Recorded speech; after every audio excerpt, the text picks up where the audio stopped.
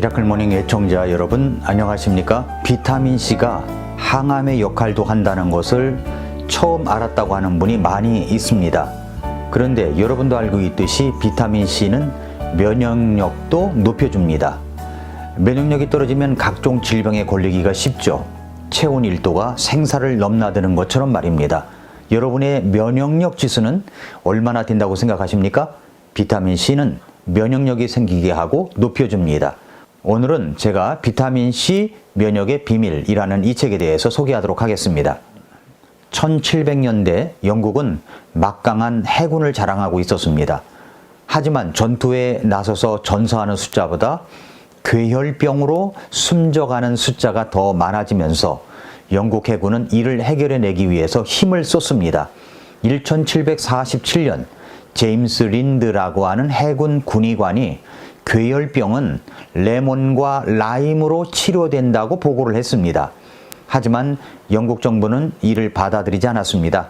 1780년 영국 함대에서는 12,000명의 해군 병력이 있었습니다. 그 중에 사망한 병사의 수가 1,600명이나 되었습니다. 이 중에 전사한 병사의 숫자는 불과 60명, 전쟁 때문에 죽은 사람은 60명, 나머지는 전부 다 괴혈병으로 죽은 겁니다. 숱한 병사들이 치료법을 눈앞에 두고도 괴혈병으로 함대 위에서 숨져갔습니다. 반세기가 지난 1795년 결국 영국 정부는 무고한 영국인들의 희생을 고스란히 치른 후에 영국 해군의 함대 위 병사들에게 레몬 주스를 공급하게 됩니다. 치료법을 받아들이는데 반세기가 걸린 것입니다. 괴혈병은 비타민C의 부족 때문에 생기는 병입니다.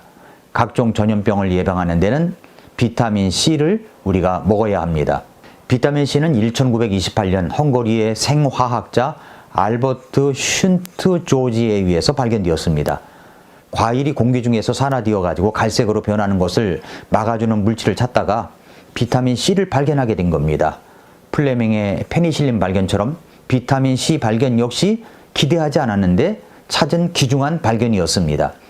이후에 슌트 조지는 영국 화학자 하워스와 공동 연구로 이 물질의 구주식을 알아내게 되는데 이 헥슈로닉산이 괴혈병을 예방하고 치료해내는 물질임을 발견한 뒤에 괴혈병은 예방하는 물질이라는 뜻의 아스코르빈산이라 붙입니다.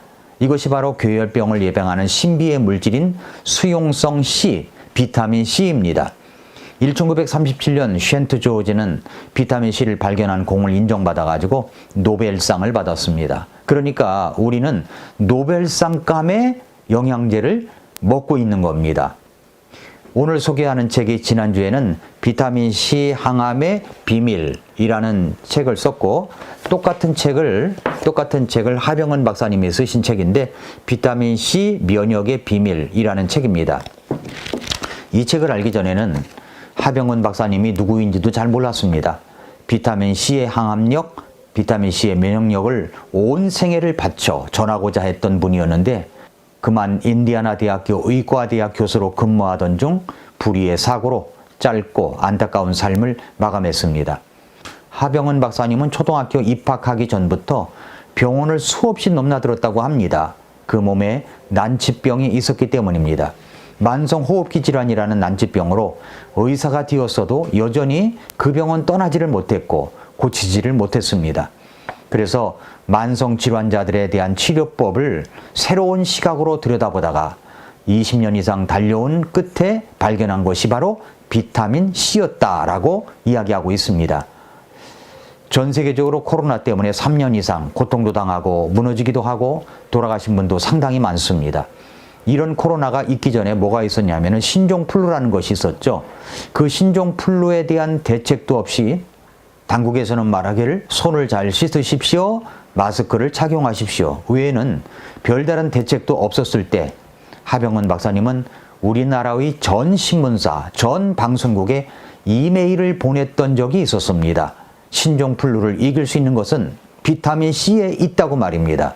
그러나 어느 신문사도 어떤 방송국도 하병은 박사님의 이야기를 한 곳이 하나도 없었습니다. 지금도 마찬가지입니다. 코로나로 3년 이상을 신음하고 있었는데 하병은 박사님이 살아계셨다면 똑같이 전 신문사와 방송국에 이메일을 보냈을 것이라고 생각합니다. 지금은 기능의학을 하는 분들이 참 많아졌습니다.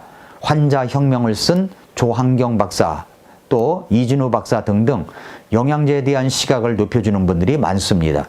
그럼에도 불구하고 마치 코로나 예방접종이 백신이 신기한 예방약이라도 되는 것처럼 떠들어대던 이 제약사와 신문방송은 무기력한 모습만 드러내고 있습니다. 접종을 한 사람이나 안 한 사람이나 걸릴 사람은 다 걸렸고, 오히려 백신을 맞았던 사람들 가운데 그 후유증 때문에 중환자실을 오가고 투병한 사람도 적잖아 많기 때문입니다. 그러므로 이것을 기억하십시오. 영양제, 특히 비타민C는 면역력을 높여주기 때문에 매일 과도할 정도로 복용하는 것이 예방의 길인 것입니다. 이 책의 면역의 비밀이라는 이 책의 28페이지에 보면 전염병은 바이러스 질환을 만나면 무기력해진다는 이야기가 있습니다. 박테리아를 만나면 질비한 항생제를 압수해오고 다양하게 처리해 나가지만 치료제 개발이 힘든 바이러스 질환들을 만나면 이전에 힘을 잃은 채 인체 내의 면역력에 처리를 크게 의존하게 된다는 겁니다. 바이러스는 씨요, 우리 몸은 밭입니다.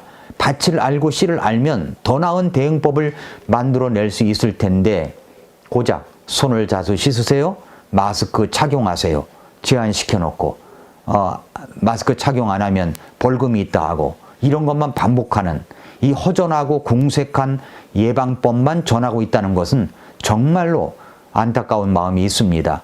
손을 씻는 것보다, 마스크를 착용하는 것보다 더 강력한 예방법은 영양제, 특별히 비타민C를 매일매일 복용하는 것입니다.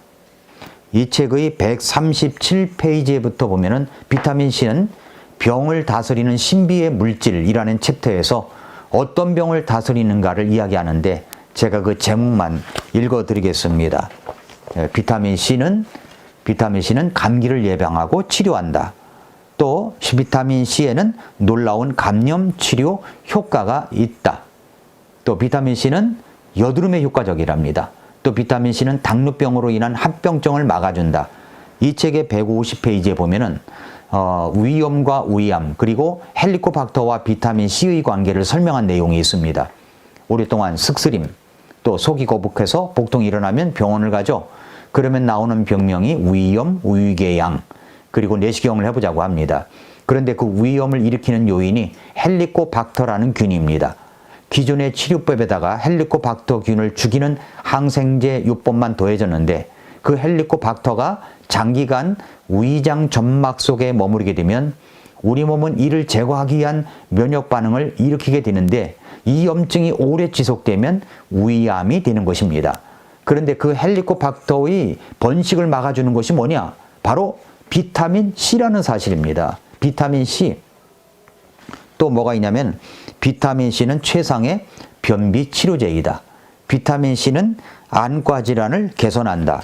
비타민C는 관절염을 예방한다. 비타민C는 관절염 치료를 도와준다고 합니다. 비타민C는 헤르페스를 예방합니다. 헤르페스가 뭐냐면 피곤하거나 감기 증상이 있으면 어김없이 입술 주위로 물집이 돋아나는 단순 포진이 있는데, 이것이 헤르페스입니다. 이 바이러스 질환을 예방하는 것이 바로, 이러한 바이러스 질환을 예방하는 것이 바로 비타민C라는 겁니다. 비타민C는 헤르페스 예방 효과가 있다는 증거가 있다고 말하고 있습니다. 또 비타민C에는 정신질환 치료에 도움을 준다고 이야기하고요. 또 홍역과 수도 치료에도 비타민C가 사용되고 있고, 비타민C는 약물 중독의 해독에도 쓰여지고 있다고 하고, 또 비타민C는 암을 치료하는 항암제이고, 암 치료에도 비타민C를 함께 먹으면 큰 도움이 된다고 하병근 박사는 이야기하고 있습니다. 사랑하는 성도 여러분, 애청자 여러분, 우리 인생을 보면 수리형이 있고 정비형이 있습니다. 수리형은 고장이 나야 고치는 사람이고, 정비형은 사전에 정비를 해서 사고를, 고장을 예방하는 겁니다. 여러분은 어떤 형의 사람이 되고 싶습니까? 기존의 땅은 산성화되어서 아무리 좋은 것을 먹어도 충분한 영양이 들어있지 않습니다. 그래서 영양제를 보충해야 하는 겁니다. 그래서 우리는 비타민C를 먹어야 하는 겁니다. 어중간하게 먹다 말다 해서는 안 됩니다. 저는 3000mg을 몇 끼마다 먹습니다. 몇 끼마다. 하루에 3번 먹는 거죠. 하루에 열알. 메가도스라고 하죠. 성경은 요한 3서 2절에서 이렇게 말씀합니다. 사랑하는 자여, 무엇보다도 네 혼이 형통하는 것 같이 네가 형통하고 건강하기를 내가 바라노라. 저는 이 말씀처럼 우리 사랑하는 성도님들 모두가 이렇게 건강한 생활이 되시기를 진심으로 기도하고 축복합니다. 아침마다 새롭다. 오늘도 미라클 모닝입니다.